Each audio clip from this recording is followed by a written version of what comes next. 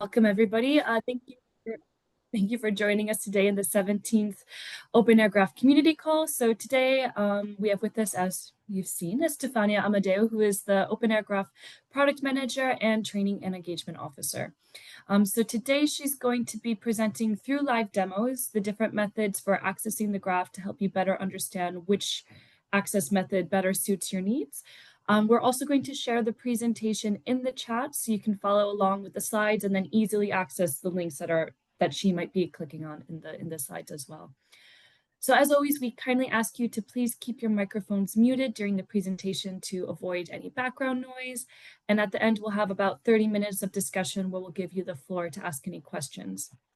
You can write all your questions either here in the Zoom chat Q&A or in the Google Doc, which we will also be sharing in the chat. And a reminder that today's session will be recorded. So if you do not wish to be recorded, please let us know and we can edit any questions you may ask out of the recording. So with that said, I'll paste everything in the chat now and pass the floor to Stefania. Thank you very much. Yes, I can start. And let me share my screen.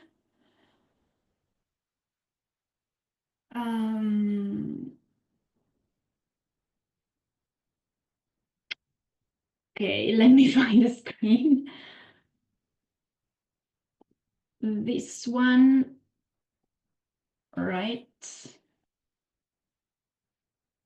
Because I'd like to be able to see you while I'm also sharing. Can you see the slides? What do you see? Yes, we see the fine. slides. Great. Okay. So as Elena said, this is meant to be a very interactive session. So at any point, if you have a question, don't hesitate to raise your hand, and we can. Don't have to wait the end of the presentation to ask question. As a first start.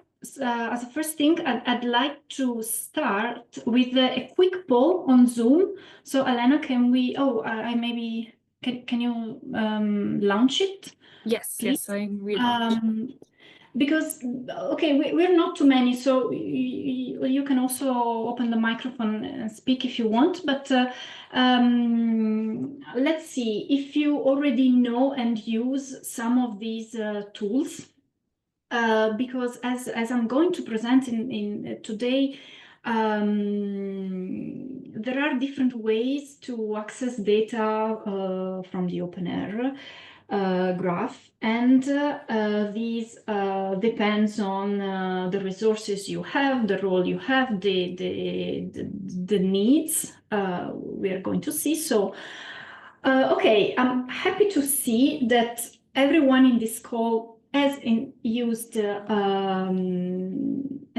something, and okay, the poll. And I guess since you could select multiple options here, for sure, many of you are using more than one tool. Okay. Okay, we can leave. I think we can leave the poll open if someone joins later, and in the meantime, we can move on. We can move on with the demonstration. Okay, so this is the. I mean, I have two slides, and then, as you can see from the Google Deck, I've put their links so that you can follow me in this demonstration. But I have this introductory slide to just to set the stage a bit. So we are talking here about the OpenAIRE graph.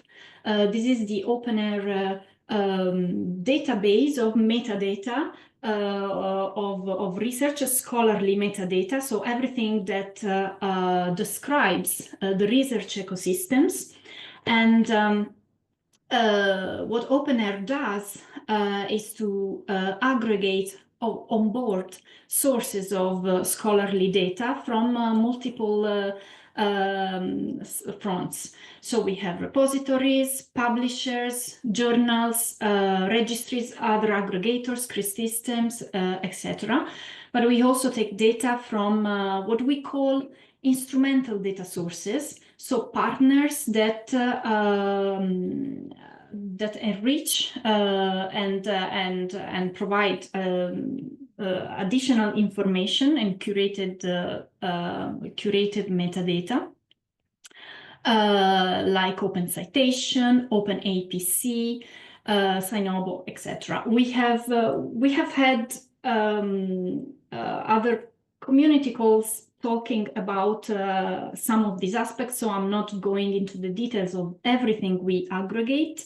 But something important to remind is that we have data from global repositories, from aggregators like providers of persistent identifiers like ORCID, etc. So you have some important icons there to remind what we cover. And the result is a scholarly knowledge graph that connects the entities related to the research ecosystem that you see here. So the data sources, the projects and funders, organizations, community, persons, and everything connected. I didn't mention research products. It should have been the first thing I should have mentioned, but everything is connected. And for research products, we have publications, data set, software, with the purpose of providing a 360-degree view of research, and to provide all the interconnections, so to describe in an open and comprehensive way the research ecosystem. This is done every month with a rigorous process that combines an aggregation phase, the enrichment phase, a deduplication, so data are cleaned, deduplicated, enriched metadata, etc. And the result is the OpenAIRE graph. So every word that I've said so far deserves a community call itself. I invite you to go back and check when we've talked about the aggregation phase, the duplication, etc. There are community calls that we've held in the past years dedicated to each of these aspects. Today we focus on the let's say, on the output of the OpenAIRE graph and what you can do with it, okay? So the OpenAIRE graph is released, so it's produced every month and is released with datasets through the APIs. There are OpenAIRE services that are built upon the OpenAIRE graph and provide user interfaces, dashboards for the research communities. So how to use it? The first consideration to make is the data I need, how up-to-date they need to be. We had a very interesting community call in February by Andrea Mannocci from CNR in Italy. I invite you again to go and check. And we went through, we discussed already this double provision pathway. We have, as I said, the graph is produced every month. So every month, this is reflected in our web portal for online search, the dashboard that we build with the communities, and the data queryable through the APIs. On the other hand, we have the complete full data set of the graph that we upload every semester in Zenodo. And together with this full release, there are other also other data sets that are released and can be downloaded like as tar files and contains data in a JSON format, and also others that are on Zenodo, so you can go and download. And there is also the beginner's kit that is also a subsample of this that is useful for testing purposes, learning purposes. And the full graph is also available on the cloud. So we have these two, two main, this first decision that you have to make if you are interested in using the OpenAIRE graph is if you are interested in having the full thing that you can download, and you should have also the computational resources to do it from Zenodo. You can train with the beginner kit or access everything on the cloud. The community call in February went deep, analyzing these aspects, and the data access trilemma. So the questions that you have to ask when you approach the OpenAIRE graph data, and you have to decide where to start. Okay, this is a very I think intuitive but a nice visualization of the decision-making process that you can go through. There are factors that concern the completeness of the dataset, everything in the graph, how easy it is to access it, and if it is free or you have to pay some money. So I will quickly recap here, but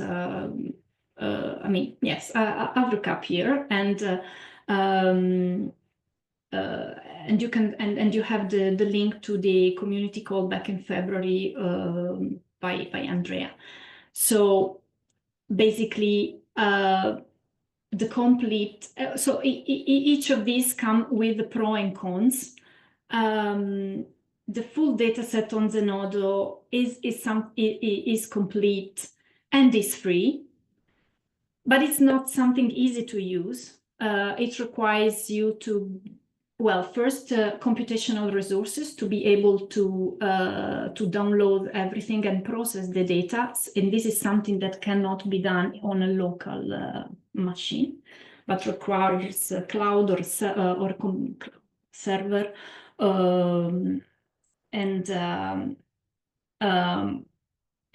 you have it so every 6 months, and it's free and complete. Okay. The cloud access, again, on Google is complete. Also easy to use because there are resources that we provide, notebooks and everything, but it's not free. You will find all the information in the link here about how to use it. It is free. It is so OpenAIRE pays the cost of storing the data on the cloud, but then individual. It's up to you to get a cloud account and to pay the credits you need to process the data. The beginner's kit, free and easy, with notebooks, easy installation, and guided resources.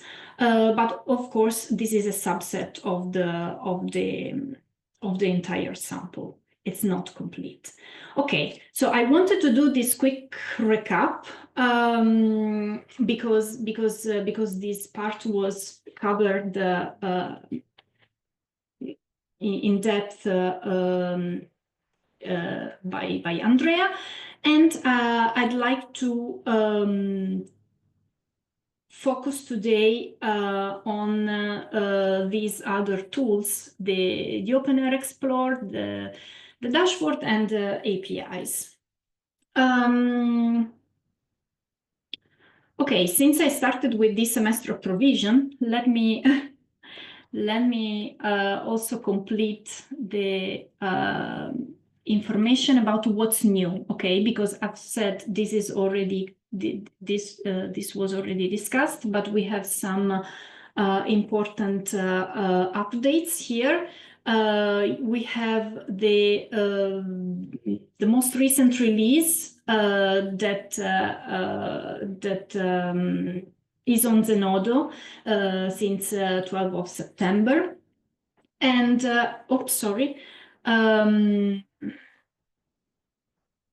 I have included here the link to download the graph, and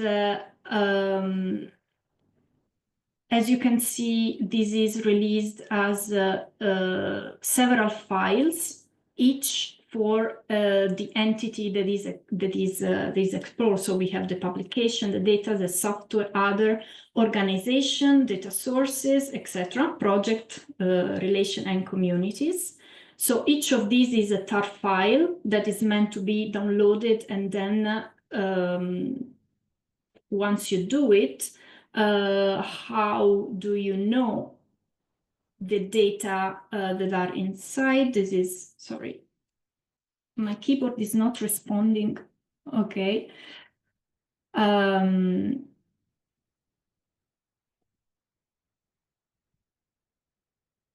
Okay. If you follow the link of the full dataset, you will always find, so you have the link to Zenodo where you can download it, and the link to the data model that describes all the entities and all the, sorry,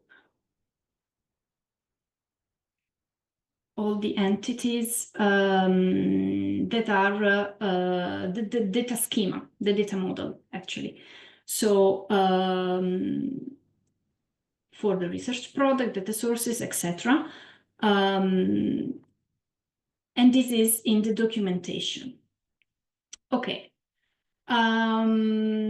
This was the update about the full data set. Also an update on the cloud access. For the cloud access, we have a new improved documentation. And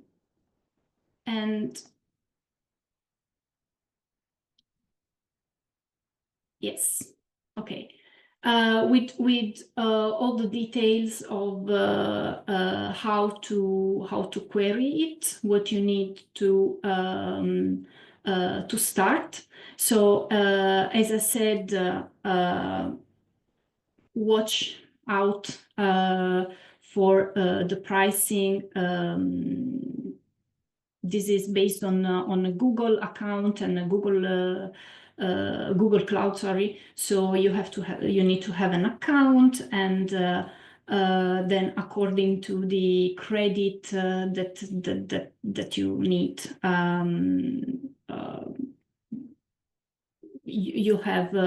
you have expenses related to that. We held, this is described and well described in this documentation. We have had several tutorial sessions about this. So if you're interested, we have here resources from the training that we hosted back in October last year, and then also in June this year. Several tutorial sessions and training, so you can have the recording, the slides, and everything. And also new use case packages with case studies of interest for research funding organizations based on the European Commission instance, and for another example from a university. So these are guided notebooks on the GitHub, and you can follow so the how the queries have been built, etc. Okay. So this is the update regarding the cloud access and the update regarding the full data set. Okay. 30 minutes after the beginning of the session, I can go to the live demo of the of two things, basically: the dashboards and the APIs. So both have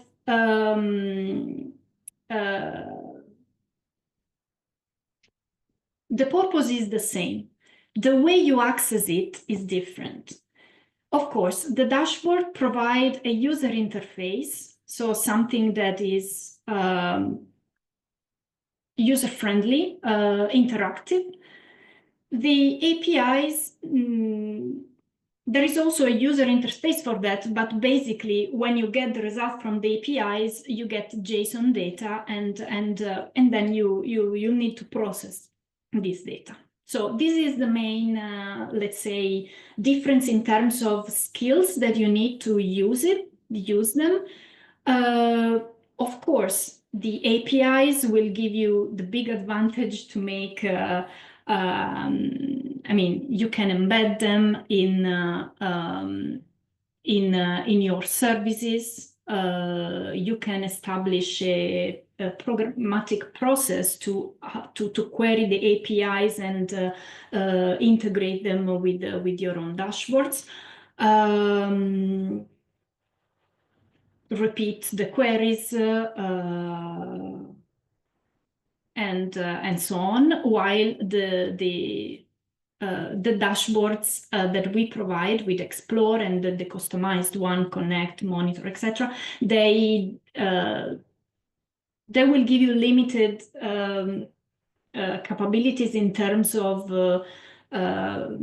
repeating the queries, but they are easier to explore the content on the graph. Okay, so I will start with Explore. Do you have preferences, by the way? We are 11 participants. Do you want me to go through Explore and the APIs, both, only one? What do you say?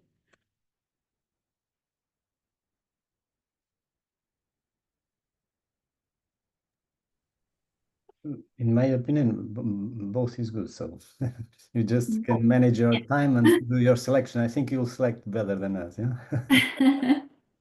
Okay, but do interrupt me for questions. Yeah. Oh, let me have a look at the chat. Yes, both. Okay. Just a suggestion, Stefania. Yes, Claudia? Maybe you can show, when you reach a detailed page in Explore, you could maybe select one with a UI and show the counterpart on the APIs. So how the same information appears in Explore and as an API response. Good. Okay. Or okay. I can prepare one and pass you the links, so for the sake of time. Yes, do that. Yes, do that. Okay. Okay, so this is the landing page of Explore, explore.openair.eu. And the search, as you can see, the principle is the same. So we have entities, research products, project, data sources, organizations, okay. And the same entities here, this is what is in our data model. So you'll find the same here and in the APIs. there are some functionalities, the linking, deposit linking that we can have a look if you want. You can have a search based on one of these entities, so searching for research products, and have a simple, like let's say a basic search when you can write a title, an author, a DOI, etc. And you have, for example, now I haven't selected and filtered for anything. I have all the research products here, 300 million. These filters on the left allow me to select the type of research product, for example, only data, year range, field of science, a specific funder, if I'm interested, a specific theme of the UNESCO Sustainable Development Goal, country, language, source, research community. There are a lot of them. So this is something that you can click, have the result here. You can sort by different indices, most recent, least recent, citation count, for example. And once you have the result here, for example, with my filters of research data in natural science, we can further filter, for example, okay, there's one in German, let's select those in English, only open access, etc. Okay, we filtered down some a collection of records, and then you can download the results. This will download a CSV report that I'm trying to open now. Do you see it? Do you see it? Yes. Okay. Yes. Okay, so you end up with an Excel file, and you'll have this report. The information in the file you download are title, authors, publication year, DOI, okay, title was a dataset. If it's peer-reviewed or not, okay, here we have datasets, so that's another discussion topic. If it has been published on a Diamond journal, the link to download, the URL, publicly funded. So these are the information that you can get from this from the interface, from the Explore interface. Okay, I'm looking. Okay, Claudio, thanks. I'm opening. I wanted to show also the advanced search because I think this is interesting and a powerful way to make a bit more complex searches. Let me just show this. The advanced search. You still have the chances to filter just by clicking on the different filters, but here you can make your query selecting fields. For example, author, include. Let me type my name. And then you can add with this button here, you can add another field. You can go more, I mean, you can be more precise declaring the ORCID identifier. You can do document type, is publication, etc. And you can add more of them. So you'll have the result relevant to your query. You can perform this. I showed you an example with research product, but you can do the same with projects. And the field that you'll be able to select will be, of course, different fields. Okay, so project code, we had a request once of how to, part of a project, I'd like to follow the results of the research outputs that have been produced during the project and check if they are open access, for example. So this is a sort of query that you can do here, and then download the Excel report with the list and the information. Okay, I'll open the example that Claudio is suggesting. Okay, this is a publication. Let's have an overview here. So we have, of course, the title, the name of the authors with the identifiers, the persistent identifier of the record, a DOI here, information about the kind of publication this is. This is an article, a preprint, the date, information on the publisher, the journal, also copyright policy, and information about funders. As you can see here, there is a view all 7 version. This means that, I mean, we have found 7 published records of this publication.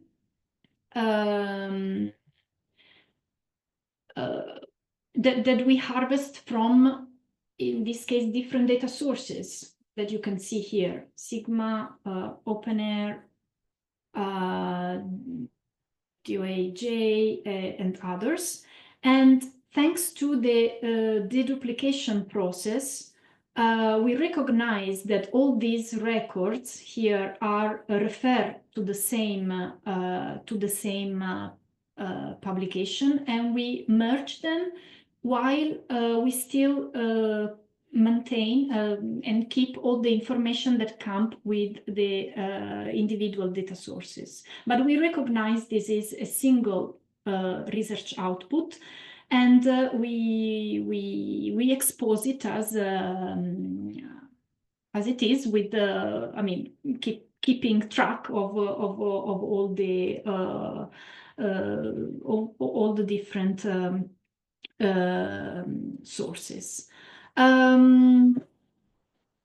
Another thing that you can see here is this feature. Okay, the chance to direct link to download the full text. Okay, list of all the sources, all the versions, link to.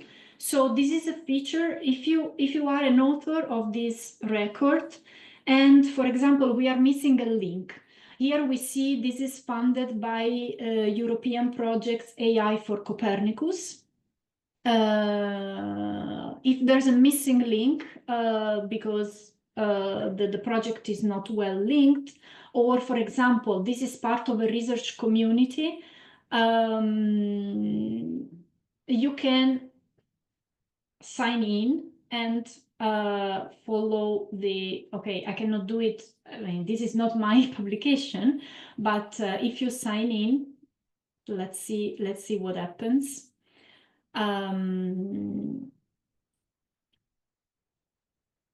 Okay, this I can do it. This is not my publication, but I have linked in the past. For example, I'm part of this project, SciLake, and I've provided a link to a data management plan results of this project. Oops.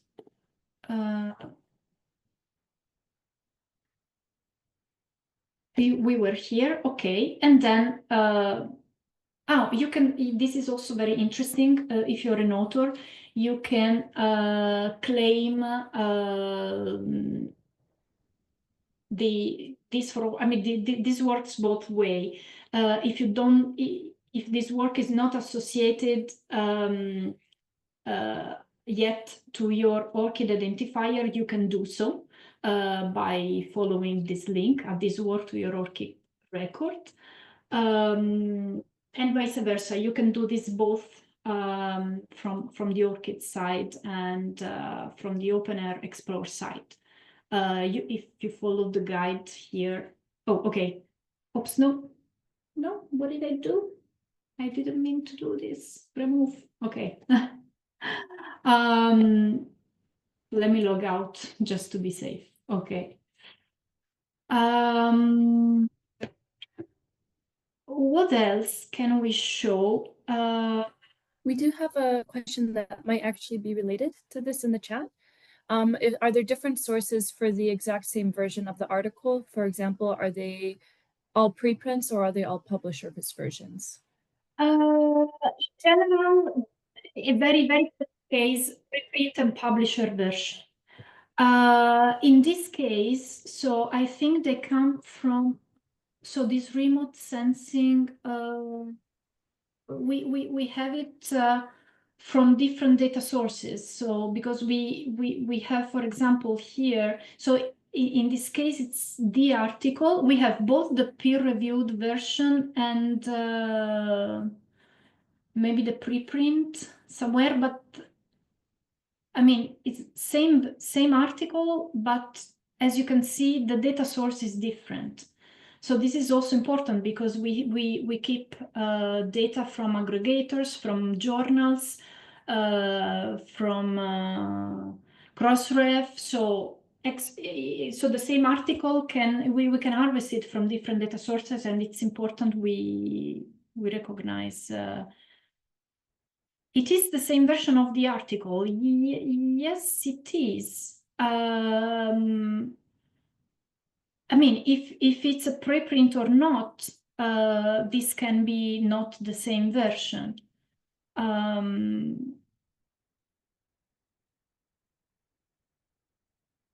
But yes, you can have, if you click here, this was one, okay.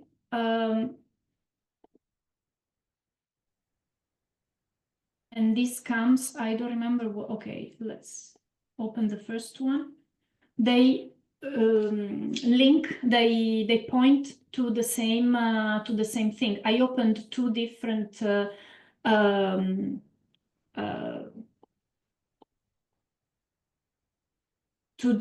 versions that I had in Explore. It is the same article, exactly the same, because it's also defined by its persistent identifier. But the data source in this case was different. This was, as you can see, it's exactly the same link. Okay. It is not a general rule. The duplication can put together different manifestation of the same product. So, for example, the preprint with the published version. So you can find the same exact information or not. Yeah. Yeah, you can surf, you can browse the Explore. You will find examples of articles where there is, for example, the preprint from archive, and then the journal version. And in that case, you will be pointed to different links, different DOIs. There are examples where here, for example, here it's a unique DOI, but there may be different from Archive, from Handle, from I don't know, other PID providers. Let's see, and this gives us the chance to. Oh, okay. I'm showing here the same record queried through the API. So this is the API, the endpoint research products we have queried by the PID. And this is actually the main selection we've made. This other this text that you see here, it's something okay, displaying page 1, 10 record per page, okay, but here we have queried for the PID of this article and information about the authors, full name, PID with the ORCID, open access scholar, publicly funded, both countries, okay.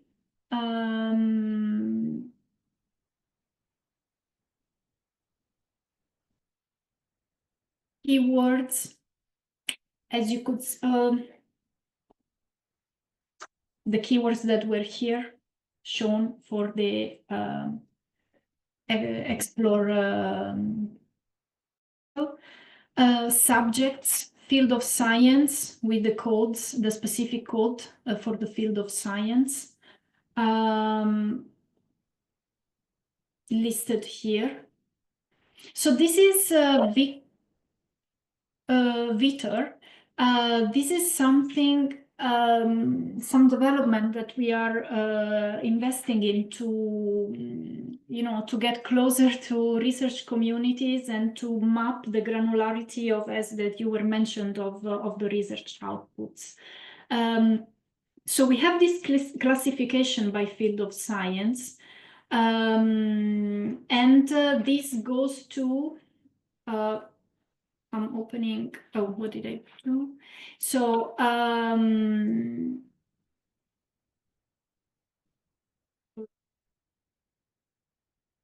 show you. So this follows the Frascati definition, if I'm not mistaken. Oh, I looked for it. And you can have here all the classification that we've done. So we have 6 main fields: natural science, engineering, medical, and health science, etc. And for each of these subfields. So whenever you explore the graph, either through the APIs or through Explore, this classification is reflected, and we have the information on this classification. So this is some so this is the granularity that we are bringing to the graph. And also we are working with specific scientific communities to curate the data for specific fields. We've done this in the SciLake project that I showed you earlier.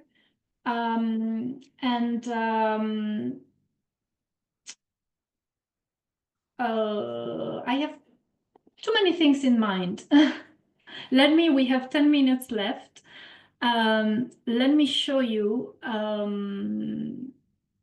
for the APIs, because we have seen the same record queried through the OpenAIRE Explorer and the query through the API. So yes, the query through the APIs, this is this in JSON format, and the information are the same. Let me give you some resources for this, because we had Claudio that typed the query. So I copy pasted and had the result directly. But we have, okay, for the APIs, these were intensely, heavily improved during this year with this improved architecture, and that returns JSON responses, structured data in JSON responses. So again, here you can do the query in a way that is similar to what you can do on Explorer. And note on how much you can query, that you can keep an eye on, and also plan accordingly about the requests that you can make to the API. With an unauthenticated request, you can do up to 60 per hours. With an authentication up to 7,200. You have here the links on how to use it and guide for authenticated requests. I mentioned this to you. There is also a user interface for the APIs that I find it, useful to navigate what's available and what to do. I included the link in the slide. It's this Swagger interface. So here you have the documentation and also the link to the different versions.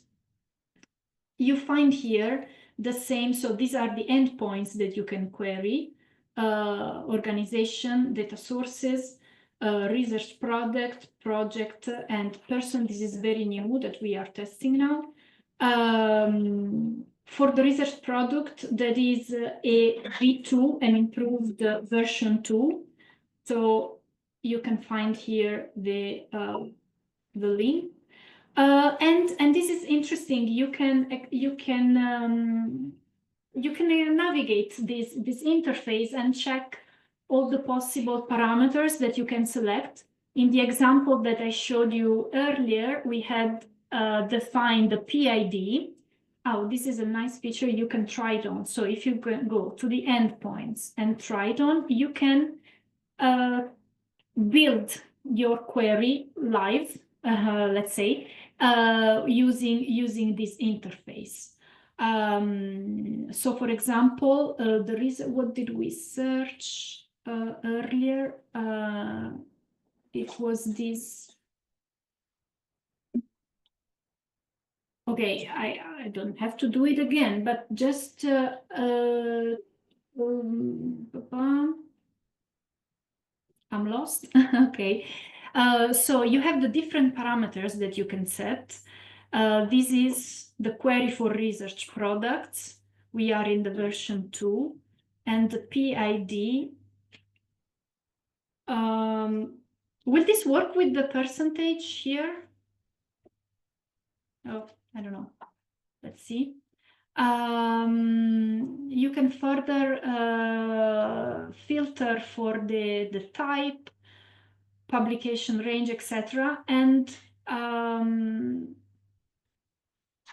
so build your query using this interface and execute it here. I think there's an issue with this right percentage sign.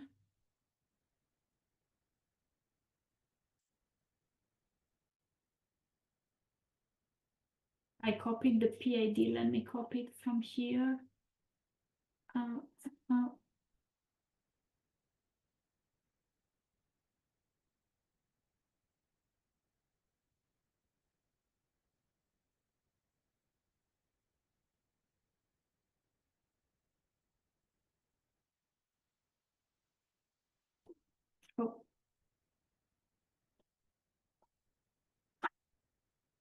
You can also search for a keyword, and there is an improved way to search using the operator and or. Actually, this is something that came up during one of the community call, and we accommodated for this request because we had a default search that uses the and. But you can use either and or not when you are looking at it.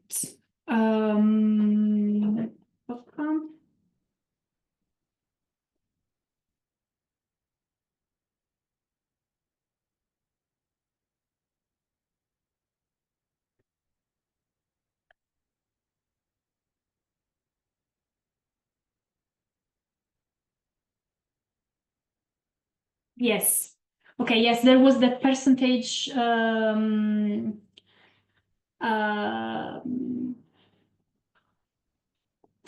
that I copied from the search bar that was not recognized. So I've made the query using the DOI here, and I have the results. And here, so first of all, you have the result here in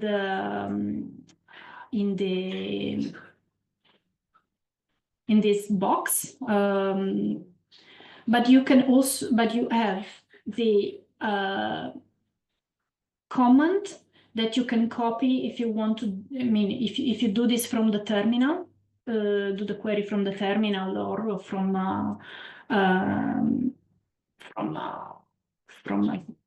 a script, included in a script or whatever you need. And you also have the URL, the request URL. This is what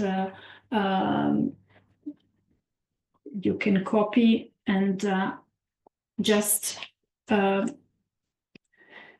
copy it in a browser.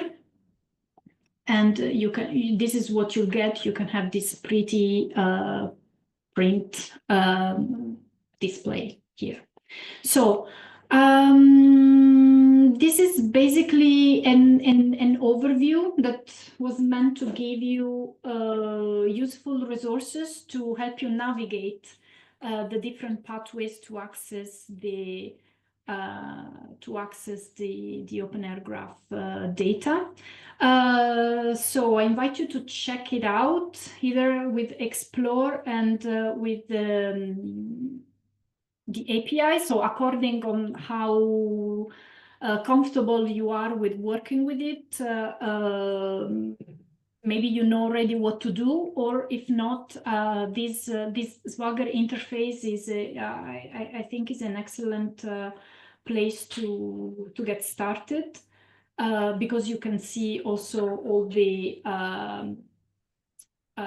parameters, and you can see how a query is built also. And let's leave it. And we just did have one question, sorry, in the Q&A. Sorry, I know we're wrapping up if anybody needs to go, but if you're available to stay. The question in the Q&A was they're wondering if there's a way to get journal information from either the API or another method, maybe dumps on Zenodo. It would be interesting to have similar metrics to the ones we have for publications, but as the aggregate level of the journal. I know using journal. Yeah. Yes, we had this question. So journal is a data source. So first of all, if you look for a, I mean, it depends how you approach the query. You can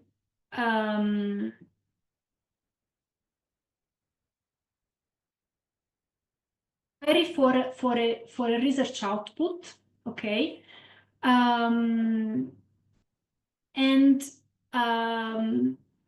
and you get the information of the journal in the results.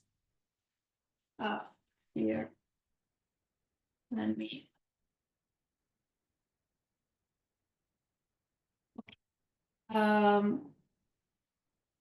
Publication. This is an article, and you have one of the the output that you get is where this is come from, okay? If you're interested, so I don't know the specific question, what is referring to get result from a specific journal. We have the data source endpoint.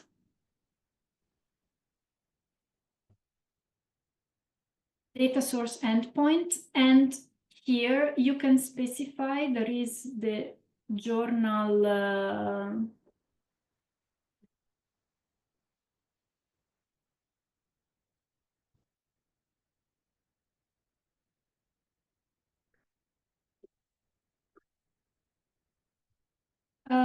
here it is, data source type, okay?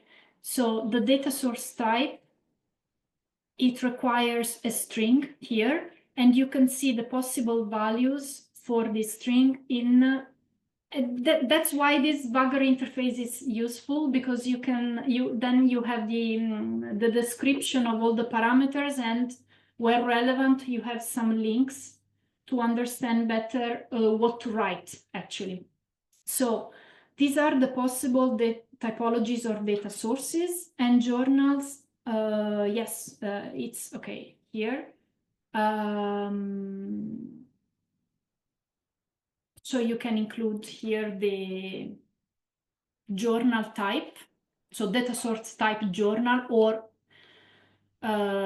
something else, something from this list, and query for it. I don't know if the person that asked the question is here. Yeah, I'm here. Hi. Yeah, actually, this is very useful. I was wondering if you kind of have this type of metrics that you produce for the publications, like the PageRank one, as an aggregate for the journals. I mean, if I do this query with this endpoint, will I get some metrics about the journal?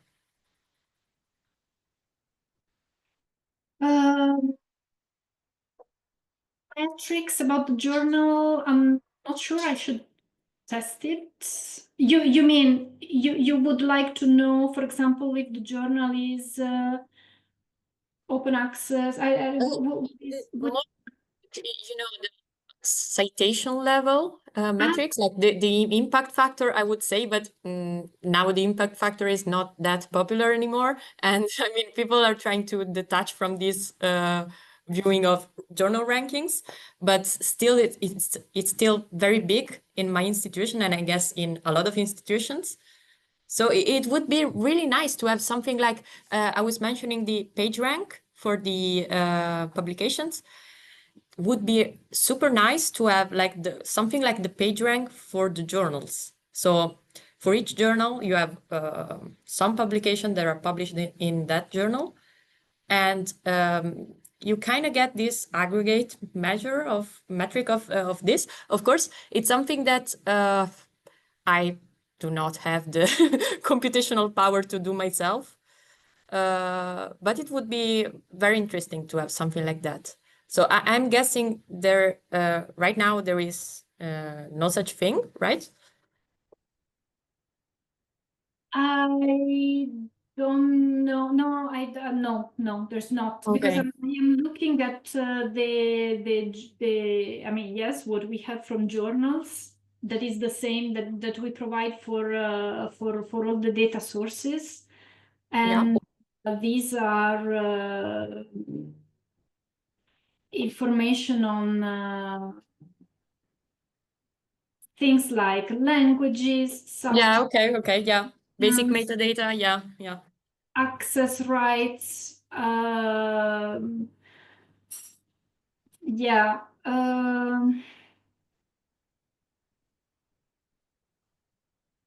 Journal edition name, no. I mean, Okay. identifiers for the journal, but metrics, no.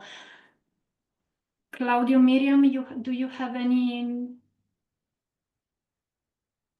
additional information on this? No, because this is kind of a work in progress. So we plan to introduce journal or in general data source or publishing venue level metrics, but it's a quite early and preliminary stage at the moment. Okay. Okay, so it's interesting to know that you're working on something in that sense. Thank you. Thank you, Silvia. Oh, sorry, I thought I was sharing, but I was not. I was looking at the, yeah. So in the data model that we have in the documentation, you can have a look at what actually is available. That's great. Thanks. But this is the way you can navigate everything and get to know. And yeah, okay, we will.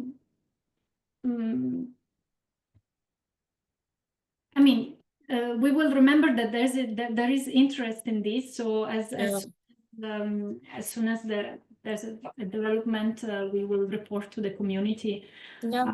Let you know. Thank you so much, also for the presentation. Thanks. Thank you.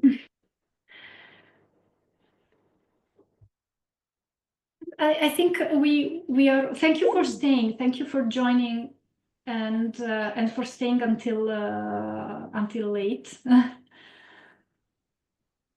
Yeah. May I ask a quick question? Sorry. Yeah. I am looking for data annotation and all this detailed data management. And I think I saw at some point some repository of ontologies, because the repository of ontologies are very helpful for integrating data, you know, like fine-grained data, like this JSON data that you show. And then ontologies are very helpful for integrating and for interoperability. Is there some such a thing like a repository of ontologies that in OpenAIRE service and YOSC infrastructure? Claudio, can you answer this? I mean, do you know? Actually, no, I'm not really aware about such a thing. Me neither. Okay. So, repositories of ontologies. Okay. Sorry, we cannot answer it, but we will maybe share the question with the team and. Perhaps it exists, but not in scope of OpenAIRE.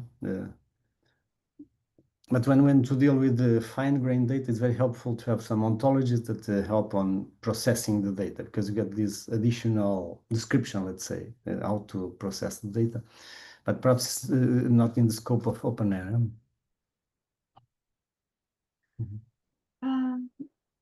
Okay. Thank you very much. This is something, I mean, the way we describe the data, okay, so this is in the OpenAIRE guidelines for repository managers, for example, but I'm not sure the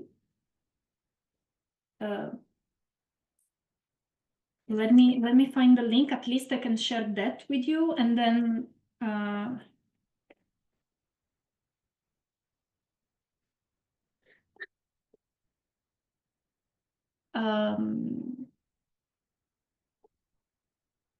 so we have guidelines that providers of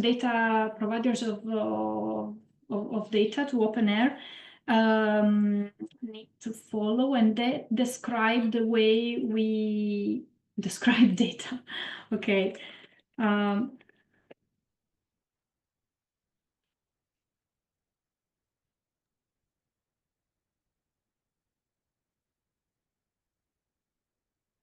All right, I'm pasting the link here in the chat. Oh.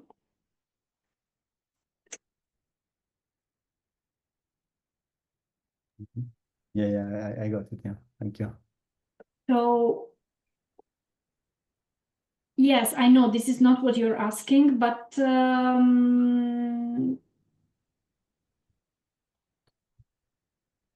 but this is the way we describe the data. I'm quite new for OpenAIRE, so I'm not very acquainted with OpenAIRE details, but I'm in the process, and if I have some doubt, then I can ask you at some point. Yeah, thank you. Sure.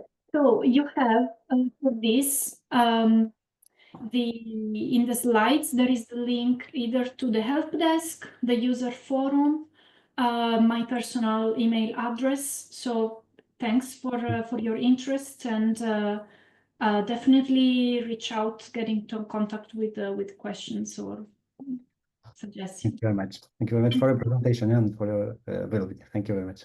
Thank you. Thank you. Thank you all. Thank you for joining. Thank Bye. you.